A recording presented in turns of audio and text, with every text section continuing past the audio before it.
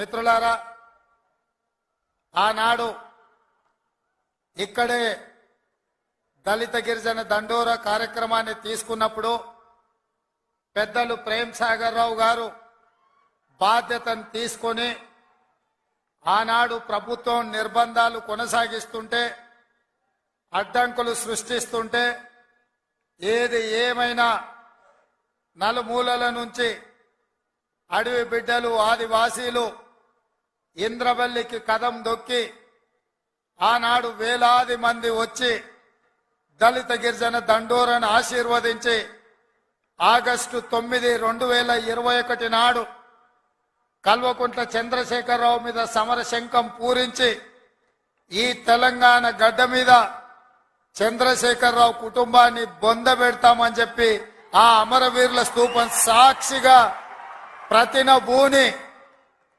ఆ కార్యక్రమాన్ని డిసెంబర్ 3 నాడు పూర్తి చేసిండ్రు. మీకందరికీ మనస్ఫూర్తిగా ధన్యవాదాలు. మిత్రులారా, ఇక్కడ మట్టికి గొప్పతనం ఉన్నది, ఇక్కడి గాలిలో పౌరుషం ఉన్నది, ఇక్కడ తినే తిండిలో వేసే అడుగులో పోరాట పటిమ ఉన్నది.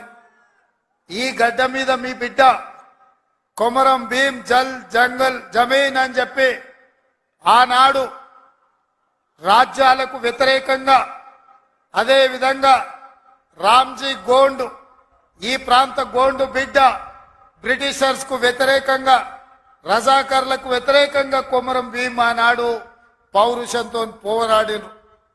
ఈనాడు చరిత్ర పుటలలో పోరాటాల గురించి చర్చించాలి అంటే, పౌరుషం గురించి ప్రస్తావించాలి అంటే రామ్జీ గోండు కొమరం భీం గురించి ప్రస్తావించకుండా ఏ చరిత్ర మొదలు అవ్వదు అని చెప్పి నేను సగర్వంగా ఈ సందర్భంగా చెప్తున్న మిత్రులారా, అలాంటి పోరాట స్ఫూర్తిని తీసుకొని కేస్లాపూర్ గుడిలో దర్శనం చేసుకొని నాగోబా ఆశీర్వాదం తీసుకొని తప్పకుండా ఈ గడ్డ మీద ఇందిరమ్మ రాజ్యం తీసుకొచ్చి దళితులకు, గిరిజనులకు, ఆదివాసీలకు, బలైన వర్గాలకు, మైనారిటీలకు వాళ్ళు మెచ్చే ప్రభుత్వం, వాళ్లను ఆర్థికంగా సంక్షేమ రంగంలో అభివృద్ధి ప్రాంతం వైపు నడిపించే ప్రభుత్వాన్ని ఏర్పాటు చేస్తామని చెప్పినాం.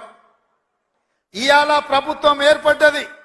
ఆ ప్రభుత్వం ఏర్పడ్డది కాబట్టే మా ప్రభుత్వం మొట్టమొదటి అభివృద్ధి కార్యక్రమం ఆనాడు మాట ఇచ్చినాం. ఇదే ఇంద్రవెల్లి అమరవీరుల స్తూపం సాక్షిగా అభివృద్ధి కార్యక్రమాలను తీసుకొని ముందుకు వెళ్తాం. ఆదిలాబాదును దత్తత తీసుకుంటాం. తప్పకుండా ఈ ప్రాంతాన్ని, తప్పకుండా ఆదిలాబాదు ప్రాంతాన్ని, ఈ అడవ బిడ్డల ప్రాంతాన్ని, ఈ అమాయకుల ప్రాంతాన్ని, ఈ ఆదివాసీల ప్రాంతాన్ని అభివృద్ధి పదం వైపు నడిపించే బాధ్యత ఇందిరమ్మ రాజ్యం తీసుకుంటదని ఆనాడు ప్రతిజ్ఞ చేసినాం. ఈనాడు అభివృద్ధి కార్యక్రమాలలో భాగంగా గూడాలకు రోడ్లు, గూడాలకు తాగడానికి నీళ్లు, నాగోబా గుడి అభివృద్ధి కోసం, అదే విధంగా ట్రైకార్ నేతృత్వంలో ఈ విద్యార్థుల చదువుల కోసం ఈ ప్రాంతంలో మనము అభివృద్ధి కార్యక్రమాలను ప్రారంభించినాం.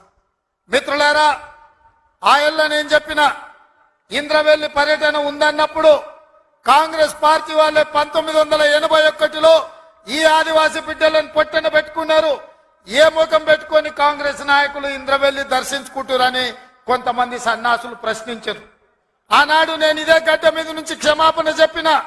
ఉమ్మడి రాష్ట్రంలో సమైక్య పాలనలో సీమాంధ్ర పాలకులు తెలంగాణ బిడ్డలను, ఆదివాసీ బిడ్డలను, అడవి బిడ్డలను తుపాకీ తూటాలతో నేలకు వరుగుతుంటే, వాళ్ళ రక్తం చిందుతుంటే నిస్సహాయులమై సమైక్య పాలనలో చేతులు కట్టుకొని కూర్చున్నారు కొందరు.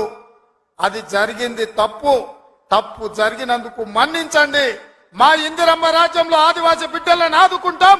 తప్పకుండా కుటుంబాలను హక్కున చేర్చుకుంటాం, గుండెల్లో పెట్టి చూసుకుంటామని ఆ ఎల్ల మాటిచ్చినాం. ఇవాళ ఆనాడు అమరులైన కుటుంబాలకు ఇందిరమ్మ ఇండ్ల పట్టాలే కాదు, ఇండ్లు కట్టుకోవడానికి 5 లక్షల రూపాయల కుటుంబాలకు ఇచ్చి ఇవాళ నాడు అమరులైన కుటుంబాలను ఇవాళ ఆదుకునే కార్యక్రమం చేపట్టిన. మిత్రులారా, చరిత్రలో జరిగిన తప్పిదాలను సమైక్య రాష్ట్రంలో ఉమ్మడి పాలనలో జరిగిన దుష్టాంతాలను సరిదిద్దడానికే శ్రీమతి సోనియా గాంధీ గారు తెలంగాణ రాష్ట్రం ఇచ్చిండ్రు. ఆ ఇచ్చిన తెలంగాణ రాష్ట్రంలో ఈనాడు ఇందిరమ్మ ప్రభుత్వాన్ని మీరు తెచ్చుకున్నారు. నేను అడుగుతున్నా ఈరోజు ఈ వేదిక మీద నుంచి కల్వకుంట్ల చంద్రశేఖరరావును సూటిగా 10 సంవత్సరాలు తెలంగాణ రాష్ట్రంలో నీ ప్రభుత్వం ఉన్నది కదా, ఏనాడైనా ఈ ఆదిలాబాద్ గురించి, అడవి బిడ్డల గురించి, ఈ ఆదివాసీల గురించి, ఆనాడు ఇంద్రవల్లిలో నేల కొరిగిన ఈ అడవి బిడ్డల గురించి ఒక్కరోజైనా ఆలోచన చేసినవా? ఈ కుటుంబాలను ఆదుకోవాలి, ఈ కుటుంబాల ఆత్మ గౌరవం నిలబెట్టాలి అని ఏ రోజైనా నీ మంత్రివర్గంలో చర్చించడమా అని నేను అడుగుతున్నా. ఇవాళ నువ్వు, నీ కుటుంబము, నీ కొడుకు, నీ బిడ్డ, నీ అల్లుడు, నీ సుట్టపల్ల కోసమే తెలంగాణ రాష్ట్రం వచ్చిందా? లేకపోతే ఈ ఆదివాసి బిడ్డల కోసం, ఈ బలైన వర్గాల కోసం తెలంగాణ రాష్ట్రం సోనియమ్మ ఇచ్చిందా అని చెప్పి నేను సూటిగా ప్రశ్నిస్తున్నా.